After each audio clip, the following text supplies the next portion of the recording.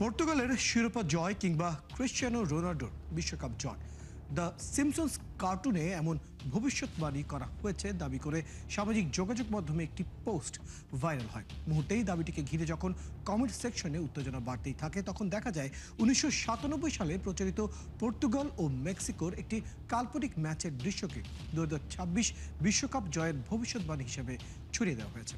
শুধু তাই নয়, ভিন্ন প্রেক্ষাপটে এক যুবকের মৃত্যুর ছবিকেও পতাকা টাঙাতে গিয়ে বিদ্যুৎ স্পষ্ট হয়ে ওই যুবকে মারা গেছে এমন মিথ্যা দাবিতে প্রচার করা হয়েছে। চলুন দর্শক, কিছু ফ্যাক্ট চেক দেখে নিচ্ছি। 2026 ফুটবল বিশ্বকাপের ফাইনাল, পর্তুগালের শিরোপা জয় কিংবা ক্রিস্টিয়ানো রোনালদোর বিশ্বকাপ জয়ের ভবিষ্যৎবাণী দ্য সিম্পসন্স কার্টুনে করা হয়েছে এমন দাবি সামাজিক যোগাযোগ মাধ্যমে ছড়িয়ে পড়লে শুরু হয় ব্যাপক আলোচনা। কমেন্ট সেকশনেও দেখা যায় নানান ধরনের প্রতিক্রিয়া, কিন্তু রিউমার স্ক্যানার টিমের অনুসন্ধানে দেখা যায় দাবিটি সম্পূর্ণ মিথ্যা। মূলত 1997 সালে প্রচারিত নবম সিজনের পঞ্চম পর্বে শুধু স্প্রিংফিল্ডে পর্তুগাল ও মেক্সিকোর একটি কাল্পনিক ম্যাচ দেখানো হয়েছে, যেখানে কোনো ফলাফলের উল্লেখ ছিল না এবং ম্যাচটি বিশৃঙ্খলার মধ্যেই শেষ হয়। কোথাও কোনো দলকে বিজয়ী ঘোষণা বা ট্রফি প্রদানের দৃশ্য দেখানো হয়নি, এমনকি রোনালদোর কোনো উপস্থিতি উল্লেখ ছিল না।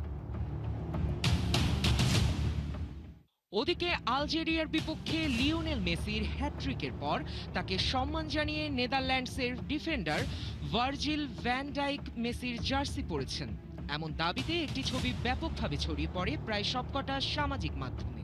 তবে অনুসন্ধানে দেখা যায় ছবিটি বাস্তব নয়। ভ্যান ডাইকের 10 জন প্রকাশিত একটি আসল ছবিকে ডিজিটাল প্রযুক্তির সহায়তায় সম্পাদনা করে সেখানে মেসির জার্সি যুক্ত করা হয়েছে। গুজব এখানেই শেষ নয়, আরও আছে। ফুটবল বিশ্বকাপকে ঘিরে ব্রাজিল বা আর্জেন্টিনার পতাকা টানাতে গিয়ে এক ব্যক্তি বিদ্যুৎ স্পৃষ্ট হয়ে মারা গেছেন এমন একটি দাবিও ছড়িয়ে পড়ে প্রায় সবকটা সামাজিক মাধ্যমে। কিন্তু প্রচারিত ছবিটির সঙ্গে এই দাবির কোনো সম্পর্কই নেই। মূলত পাবনার আটঘরিয়ার ছাদে জমে থাকা বৃষ্টির পানি নিষ্কাশনের সময় পা পিছলে বৈদ্যুতিক তারে পড়ে শাহাদাত হোসেন নামের এক যুবকের মৃত্যু হয়। বিভিন্ন গণমাধ্যমের প্রতিবেদনে জানা যায় তিনি পানি পড়া বন্ধ করতে ছাদে উঠেছিলেন। পতাকা টানানোর কোনো ঘটনাই ঘটেনি। দর্শক, আজকের অপতথ্যগুলো যাচাই করতে গিয়ে দেখা গেল সামাজিক মাধ্যমে জাতীয় ও আন্তর্জাতিক উভয় ইস্যুকে কেন্দ্র করে ধারাবাহিকভাবে প্রচার করা হচ্ছে নানা গুজব। চলমান ফুটবল বিশ্বকাপকে টার্গেট করে ভিউ বাড়ানোর অপচেষ্টায় ছড়ানো হচ্ছে অধিকাংশ গুজব। নানান অভিনব কৌশলে ছড়ানো এসব গুজবের ফাঁদে না পড়তে সচেতন থাকার পরামর্শ বিশ্লেষকদের। সায়ক দাস, ৭১। দর্শক, প্রতিবেদনটা দেখলাম, ইতিমধ্যেই জানিয়েছি আমাদের সাথে উপস্থিত আছেন ক্রীড়া সাংবাদিক এম কায়সার, যুক্ত হচ্ছে তার সাথে। এম কায়সার, আপনাকে স্বাগত জানাচ্ছি আজকের আমাদের এই আয়োজনে। প্রথমেই যে বিষয়টি জানতে চাই, প্রতিবেদনটি আমরা দেখলাম, ক্রীড়া বা খেলাধুলা নিয়ে যত ধরনের গুজব বা অপতথ্য রয়েছে তার মধ্যে সবচেয়ে বেশি আমরা দেখি আমাদের এই অনলাইন প্ল্যাটফর্মগুলোতে এই ধরনের অপতথ্য সবচেয়ে বেশি ছড়ায়। প্রথমত আপনার কাছে জানতে চাই, এই যে ভুয়া তথ্য বা ভুল তথ্য ছড়ানোর যে প্রবণতা, এটি আসলে কার জন্য লাভজনক বা কেন এই ধরনের গুজবটা এই সময় আমরা সবচেয়ে বেশি দেখি?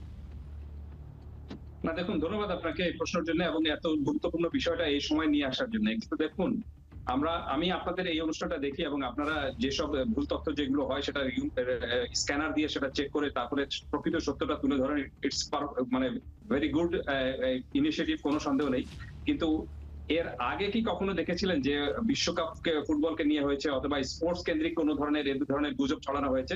সেই সময় কিন্তু হয়নি। কারণটা হলো যে যারা এই গুজবটা ছড়ান তারা একটা সময় বুঝে, ঠিক সময় বুঝে তারপরে সেইভাবেই কিন্তু তারা প্ল্যানিংটা করে তারপর সেই গুজবটা ছড়ানোর একটু চেষ্টাটুকু করেন। তার কারণটা হলো যে এখন বিশ্বকাপ ফুটবল সর্বমহলে সব জায়গায় কিন্তু আলোচনার একটা বিষয় রয়েছে। এটা যখনই আপনি এটাকে কেন্দ্র করে কোনো একটা গুজব ছড়াবেন অথবা আপনি একটা ভুল তথ্য বা ফেক নিউজ দিবেন, তখন আপনার ভিউয়ারশিপ বাড়ানোর একটা যে বিষয়টা থাকে বা সবাই হয়তো এটার মধ্যে ঝাঁপিয়ে পড়বেন। এই কারণে যা শুধুমাত্র আপনার ভিউয়ারশিপ বাড়ানো এবং একটা ক্লিকবেট সাংবাদিকতা করার যে অপচেষ্টা, সেটার কারণে এই ধরনের বিষয়গুলো সাধারণত হয়ে থাকে। আমি দেখছিলাম যে আপনার যে রিপোর্টার যে 3টি বিষয়ের উল্লেখ করেছেন, তবে আজকের আরেকটি বিষয়ের উল্লেখ আমি একটু করি যে আমি নিজে যখন দুপুরবেলা নেট সার্চ করছিলাম, ঠিক তখনই দেখলাম যে বেশ কয়েকটি ওয়েবসাইটে এবং দুঃখজনক বিষয়টা হলো যে এই ওয়েবসাইট গুলো হলো আমাদের এখানকার খুব পরিচিত ওয়েবসাইট। আমি সঙ্গত কারণে তাদের নামগুলো বলছি না। সেখানে দেখলাম যে হঠাৎ করে লেখা রয়েছে বিশ্বকাপের দুঃসংবাদ, লাউতারো মারা গিয়েছেন, বিশ্বকাপ চলাকালেই এক ধরনের একটা শোকাবহ অবস্থা। তো আমি একটু চমকে উঠলাম যে লাউতারো, তখন চমকে ওঠার পরপরই আমি বুঝতে পারলাম যে এটা যা শুধুমাত্র একটা ক্লিকবেইট সাংবাদিকতার জন্য এই কাজটুকু করা হয়েছে। দেখুন, লাউতারো মার্টিনেজ আর্জেন্টিনার খেলোয়াড় রয়েছেন এবং লাউতারো একটা মানে আপনি যে কোনো আর্জেন্টাইনদের আমাদের যেরকম ভাবে চৌধুরী, রহমান এরকম থাকে না, ঠিক এরকম ভাবে তাদের নামটাও সেরকম ভাবে ছিল। লাউতারো নামটাও সেরকমই। সো এরকম লাউতারো 100 মানে হাজারে হাজার বা লাখে লাখে রয়েছে আপনার আর্জেন্টিনায়। পরে যখন আমি নিউজটা দেখে একটু ক্রস চেক করতে গেলাম, দেখলাম যে সেখানে ওই ভদ্রলোকের নাম, যিনি মারা গেছেন, তিনি ফুটবল খেলেন, কিন্তু তিনি আপনি আর্জেন্টিনার ন্যাশনাল টিমের সাথে কোনোভাবে জড়িত নন। তিনি আপনি ঘরোয়া ফুটবলে খেলতেন এবং প্রায় 1 মাস আগে ঘরে পড়ে গিয়েছিলেন। তিনি পড়ে যাওয়ার পর এক ধরনের চোট পেয়েছিলেন এবং স্ট্রোকের মধ্যে ছিলেন। তো তিনি প্রায় 1 মাস হাসপাতালে ভোগার পরে মারা গিয়েছেন এবং তার পুরো নামটা হলো লাউতারো ফাজিওলি, বয়স মাত্র 20। জাস্ট শুধুমাত্র আর্জেন্টিনার একজন ফুটবলারের নামের সঙ্গে প্রথম অংশ, তাও নামের প্রথম অংশ যখন মিল হয়েছে, সেটাকে জাস্ট শুধু একটা মানে হাইলাইট করে ওয়েবসাইট গুলোতে দিয়ে দেওয়া হয়েছে যে বিশাল দুঃসংবাদ, লাউতারোর মৃত্যু। তো এটা আমি মনে করি যে এটাকেও এক ধরনের, আমি সাংবাদিকতা হিসেবে এটাকে গ্রহণ করতে পারি না, বা এটা সাংবাদিকতার আসলে কোনো নর্মসের মধ্যে পড়ে না। কারণ আপনি গুজব ছড়িয়ে অথবা আপনি কাউকে হেনস্থা করে যখনই কোনো নিউজ করতে চাইবেন, তখন সেটা কিন্তু আসলে সাংবাদিকতার নর্মসের মধ্যে যায় না। এই কারণে এখান থেকে বাঁচার একটাই উপায়টা হলো যে আপনি যখনই এই ধরনের নিউজ দেখবেন, তখন সাথে সাথে সেটা বিশ্বাস না করে সেটাকে আপনার স্ক্যানিং করাটা প্রয়োজনটা রয়েছে। তো স্ক্যানিং কিভাবে করবেন, সেটাও সহজ সমাধানটা হলো যে আপনাকে চেক করতে হবে, ক্রস চেক করতে হবে। সো শুধুমাত্র ক্রস চেক করলে হবে না, ক্রস চেকের পর আবার ক্রস চেক করতে হবে এবং সঙ্গে সঙ্গে দেখতে হবে যে মেইন স্ট্রিম মিডিয়া সত্যিকার অর্থে এই ধরনের কোনো নিউজ দিয়েছে কিনা। তখন আপনি এই ধরনের জটিলতা থেকে হয়তো একটু মুক্তি পাবেন বা মুক্ত পেতে পারেন। তবে এই জটিলতাটা থাকবে যতদিন আপনি ওয়েবসাইট কেন্দ্রিক সাংবাদিকতা রয়েছে।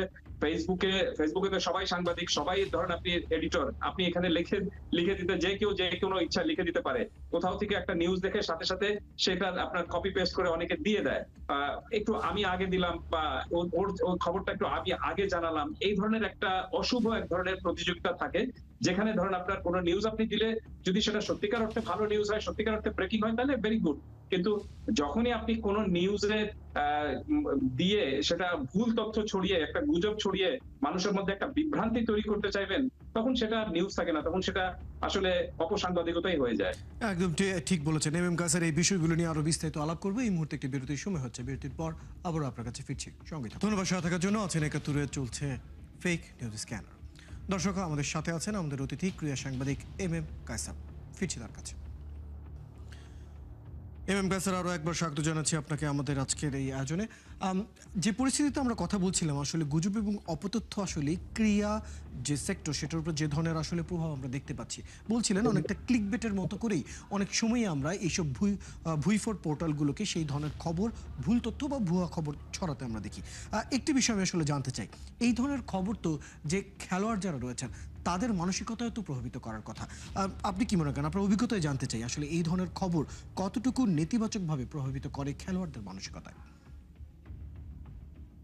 সেটা তো অবশ্যই, যে কোনো নেতিবাচক খবর যখন কোনো খেলোয়াড় বা যখন কোনো সংগঠক, যখন কোনো যে কোনো স্পোর্টস সাথে জড়িত, তারা যদি কোনো একটা টুর্নামেন্ট চলাকালে পান, তখন সেটা নিশ্চিতভাবে তাদেরকে মানসিকভাবে কিছুটা হলেও তাদের মানসিক অবস্থাটা অস্থিরতা তৈরি করে, একটু পর্যদস্ত হয়ে যায়।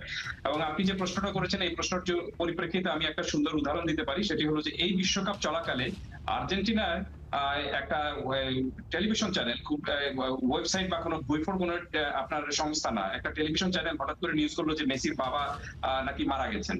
এবং এই কারণে আপনি মেসির পরিবারকে তারপরে কিন্তু একটা পুরো বিবৃতি পর্যন্ত দিতে হয়েছে। তার বাবা অসুস্থ, সেটা ঠিক রয়েছে, কিন্তু তারপরেও যেভাবে পুরো খবরটা ছড়িয়েছে, তাতে নিশ্চিতভাবে মেসি তো অবশ্যই, তার পরিবারের বাদ বাকি যারা রয়েছে তাদের সবার জন্য এটা একটা বাজে একটা উদাহরণ, মানে একটা অভিজ্ঞতা হয়ে থাকবে, কোনো সন্দেহ নেই। যে একজন মানুষ অসুস্থ রয়েছেন, এমনিতেই পুরো পরিবার পর্যদস্ত হয়ে রয়েছে, সেখানে যখনই আপনি একটা ফেক নিউজ দিবেন যে তিনি মারা গিয়েছেন, তখন নিশ্চিতভাবে সেটা তাদের মানসিকভাবে তাদেরকে আরেকটু পর্যদস্ত করে ফেলে।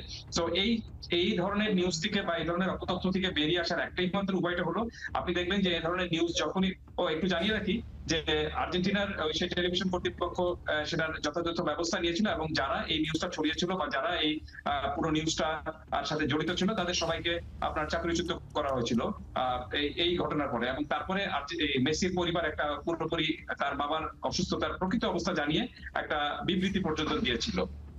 আর যেটা বললাম যে এই অপতথ্য থেকে বা এই ধরনের অপসাংবাদিকতা থেকে বেঁচে থাকার জন্য একটাই মাত্র উপায়টা হলো, সেটা হলো যে আপনি দেখবেন যে ম্যাক্সিমাম সময় এই ধরনের মানে গুজব যারা ছড়ান তাদের দেখবেন যে আপনার হেডলাইনের মধ্যে এক ধরনের একটা চটকদার এক ধরনের ভাব থাকে, বা আপনি পুরোপুরি কিন্তু হেডলাইনের মধ্যে দেওয়া থাকে না, বা হেডলাইনটাকে এমন ভাবে আকৃষ্ট করা হয় যাতে আপনি সেটা ক্লিক করে ভিতরে যেন পড়েন। তো ওই একটা ক্লিকই কিন্তু তাদের প্রয়োজন। ক্লিক বেট জার্নালিজম এই কারণে বলা হয়। সো যখনই আপনি এই ধরনের কোন ধরনের একটু চমকপ্রদ অথবা না দেখলে বোঝা যাবে যে কোন ধরনের একটা জটিলতা হচ্ছে।